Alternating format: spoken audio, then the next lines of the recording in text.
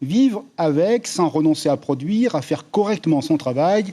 Les entreprises, à l'heure de la Covid-19, s'organisent, se réorganisent même.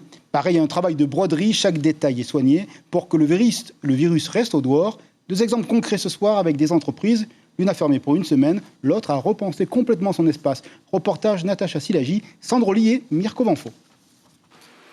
Il les caresse au lieu de les porter. Les poids de sa salle de sport doivent être désinfectés avant le retour des clients. Partis aussi vite que l'éclair, dès l'annonce d'un cas suspect de Covid-19. La confiance des adhérents n'y était plus. C'est pour ça qu'ils ne venaient plus et qu'ils pensaient que c'était un endroit, un foyer à Covid. Alors que pas du tout.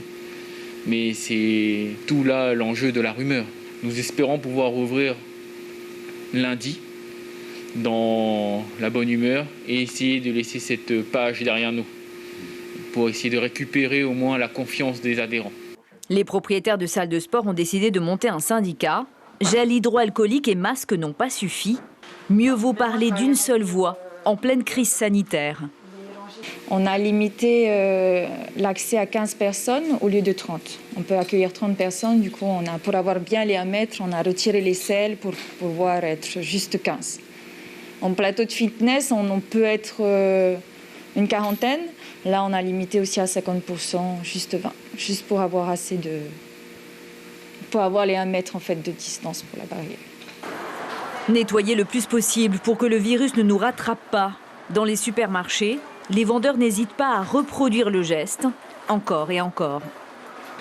On est bien protégés, nous déjà en tant qu'employés et pour les clients aussi.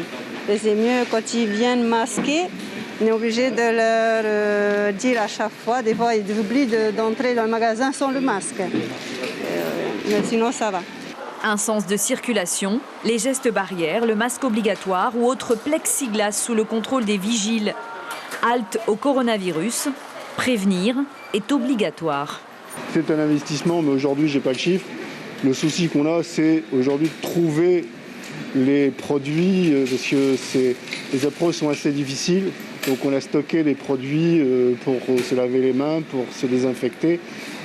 Mais c'est un investissement important, mais aujourd'hui, on ne le chiffre pas. On verra ça. L'important, c'est le résultat, c'est que tout le monde soit protégé. 120 salariés au total dans le groupe, à protéger autant que les clients. Le coronavirus ne fait pas de cadeaux.